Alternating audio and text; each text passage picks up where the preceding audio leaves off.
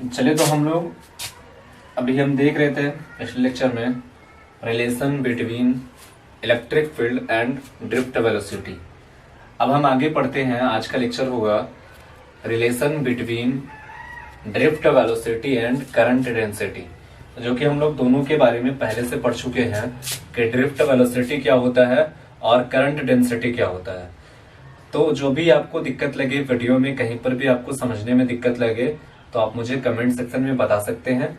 और अगर अच्छा लगे तो आप लाइक जरूर करें। आप अगर हमको लाइक करते हैं, हमारे वीडियो को लाइक करते हैं, तो मुझे और अच्छा करने की ऊर्जा प्राप्त होती है। तो आप कोशिश करें, है ना।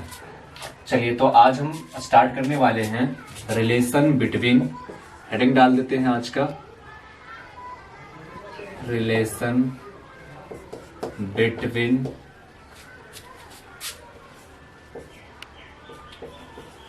Current density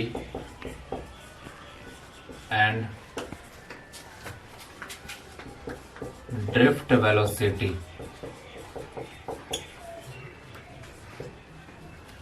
current density and drift velocity Hindi में अगर देखें तो अपवाह वेग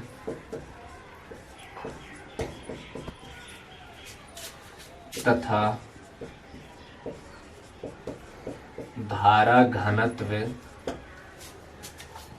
में संबंध, ये आज का हेडिंग है, धारा घनत्व और अपवाह वेग में संबंध। तो चलिए हम लोग स्टार्ट करते हैं, समझने की कोशिश करते हैं। तो अपवाह वेग और धारा घनत्व में संबंध को समझने से पहले हम सबसे पहले एक चालक की सपोज करते हैं। मान लेते हैं एक चालक है जिसका कुछ न कुछ एरिया है, ठीक है, और ये चालक का क्रॉस सेक्शनल एरिया कितना है, ए है। सपोज इसमें कुछ न कुछ फ्री इलेक्ट्रॉन्स हैं,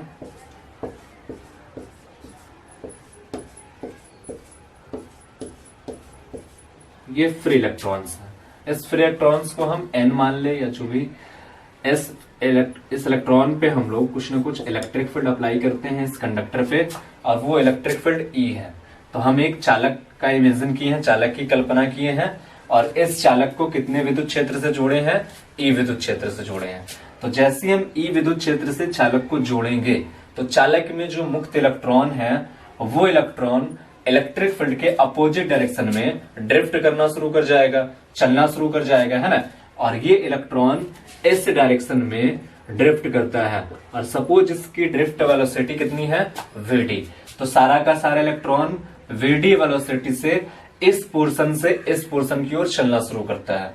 और सपोज टाइम पीरियड मान ले कि यहां से यहां तक चलने में इसका टाइम जो है, टाइम पीरियड कितना लगता है, डेल्टा टी। सपोज टाइम कितना लगता है इसको, डेल्टा टी लगता है ना। यानी इस भाग से इस भाग तक चलने में, इस एरिया को, इस क्रॉस सेक्शनल एरिया को क्रॉस करने में कितना टाइम लग जा रहा है, इसको डेल्टा टी टाइम लग जा रहा है ना। तो इसकी लेंथ कितनी हो जाएगी, हम लोगों को पता है कि इलेक्ट्रॉन का वेलोसिटी कितना है, वीडी, टाइम कितना लग रहा, डेल्टा टी। तो लेंथ इज इक्वल टू क्या हो जाएगा, वेलोसिटी इनटू टाइम। तो लेंथ इसका हो जाएगा, यहां से यहां तक की लेंथ फाइंड करें अगर, तो लेंथ हो जाएगा वीडी इंटू डेल्टा टी। ये इसका लेंथ हो गया, है ना। चलिए अब जो भी हम यहाँ पे कंडक्टर के बारे में माने हैं उसको हम लिखने की कोशिश करेंगे। लिखते हैं, मान ले एक बेलनाकार चालक जिसका अनुप्रस्थ काट का क्षेत्रफल ए है। इस चालक को ई तीव्रता वाले विद्युत क्षेत्र से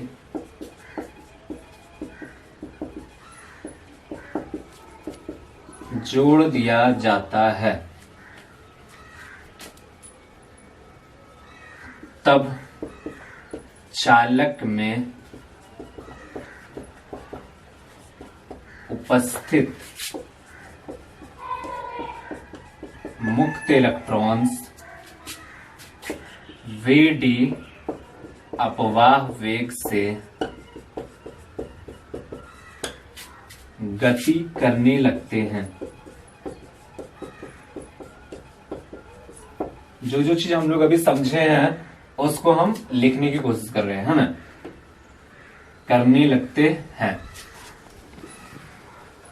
तथा एरिया क्षेत्रफल को क्रॉस करने में लगा समय डेल्टा टी है, तब चालक की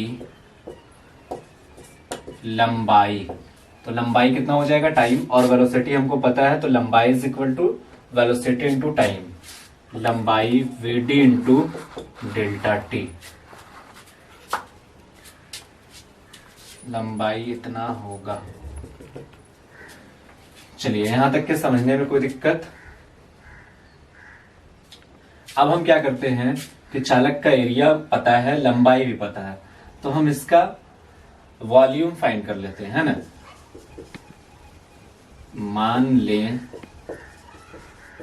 चालक का आयतन, तो देख रहे हैं आयतन क्या होता है, एरिया इंटू लंबाई, तो एरिया ए हो गया और लंबाई क्या है, वीडी इंटू डेल्टा टी, तो ए वीडी इंटू डेल्टा टी, तो चालक का आयतन क्या हो जाएगा, ए वीडी इंटू डेल्टा टी, तो चालक का आयतन भी मान लिए। अब सपोज, है ना, तब करके लिख लो, यहाँ पे मान ले जरूरी नहीं, तब चालक का आयतन ए वीडी इंटू डेल्टा टी। अब हम लोग यहां से और भी कुछ मानते हैं कि मान लें कि चालक के प्रति एकांक आयतन में उपस्थित इलेक्ट्रॉन्स की संख्या n हो।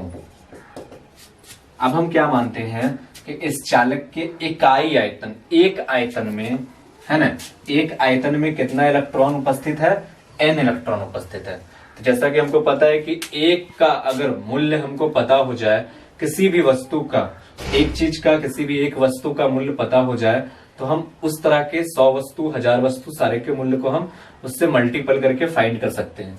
तो हमारे पास जो ये चालक है, इस चालक के प्रति एकांक क्षेत्रफल, इकाई क्षेत्रफल में इलेक्ट्रॉन्स की संख्या कितनी है, सॉरी इकाई आयतन में, एकांक आयतन में, एक आयतन में इलेक्ट्रॉन्स की संख्या कितनी है, n, तो 2 आयतन में कितना हो जाएगा, 2n, 3 आयतन में कितना हो जाएगा, 3n, तो टोटल चालक का आयतन कितना है, A V D into delta T. तब इस पूरे चालक में इलेक्ट्रॉन्स की संख्या क्या होगी, तो n into A we D delta T, है ना। तब पूरे चालक में इलेक्ट्रॉन्स की संख्या is equal to N A we D into delta T. ये टोटल आयतन निकल गया पूरे चालक में। चलिए आप इसको नोट डाउन कर लीजिए।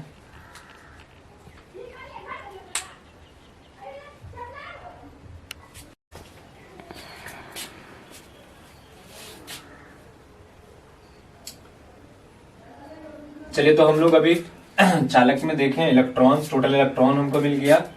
टोटल इलेक्ट्रॉन्स कितना मिला है, total number of electrons is equal to N A we D into delta T. तो जब इलेक्ट्रॉन्स की संख्या मुझे प्राप्त हो गई है, तो हम अब इस चालक में से होकर गुजरने वाली आवेश निकाल सकते हैं, है ना। Then Q is equal to, है ना, आवेश बराबर, तो आवेश बराबर हमने फॉर्मूला पढ़ा है, Q इज इक्वल टू क्या होता है, Ne, तो Q is equal to Ne।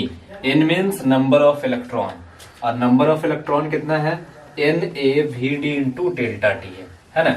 तो number of electron NaVd into delta T, और क्यू बराबर एन ही होता है, तो एन तो मिल गया, और जैसे ई है तो ई से हम यहाँ पे मल्टीपल कर दिए, तो Q इज इक्वल टू क्या मिल गया, n A we D into delta t into e. अब Q जब फाइंड हो गया तो हम I निकाल सकते हैं, तो I is equal to formula होता है Q अपॉन टी, है ना, तो Q अपॉन टी यानी जितना टाइम लग रहा है, तो क्रॉस करने में टाइम कितना लग रहा है, डेल्टा टी, या फिर हम डेल्टा टी टाइम में ही फाइंड करना चाहते हैं कि कितना करंट फ्लो कर रहा, तो Q का वैल्यू कितना आया, n A we D into delta t e by delta T, तो डेल्टा टी से डेल्टा टी कैंसिल हो गया, तो I इज इक्वल टू कितना मिला, n A we D into e, ये I का वैल्यू मिल गया। हमारे पास रिलेशनशिप किसका फाइंड करना है, अपवाह वेग और धारा घनत्व, यानी कि करंट डेंसिटी और ड्रिफ्ट वेलोसिटी में। तो हम लोग करंट डेंसिटी, तो चूंकि करंट डेंसिटी को हम J से लिखते हैं, और J बराबर फॉर्मूला होता है I अपॉन ए।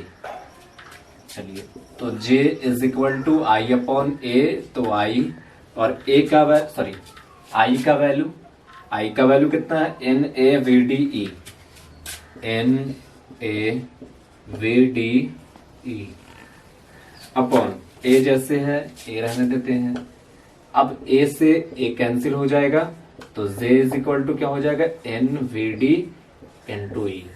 ये बहुत ही इंपॉर्टेंट रिलेशनशिप है, आप इसको अच्छे तरीके से याद कर ले, और इस पे बहुत सारे क्वेश्चंस भी हो सकते हैं, सोल्व हो सकते हैं। J is equal to N V D E, और यही हमारा रिलेशनशिप फाइंड करना था, अपवाह वेग और धारा घनत्व में संबंध। तो ये VD है आपका अपवाह वेग, और J है धारा घनत्व, तो J is equal to N V D into e, ये आपका रिलेशनशिप हो गया। अब इससे रिलेटेड जो भी आपका क्वेश्चन है, आप क्वेश्चन को सोल्व कर सकते हैं।